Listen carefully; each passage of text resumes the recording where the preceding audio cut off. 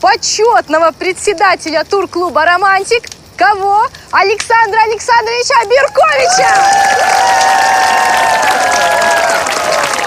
Сан Саныч, да вы прямо человек с судьбой. Зависть плохое чувство, Иван Степанович. И по традиции посоревноваться с мэтром может любой желающий. Есть желающие? Ну давай, Иван Степанович, докажи, что ты можешь что-то, кроме того, что говорить, а? Давай. Я? Ты что думаешь, что мне слабо, что ли? А ну-ка, малышня, в стороны. Профессионал идет.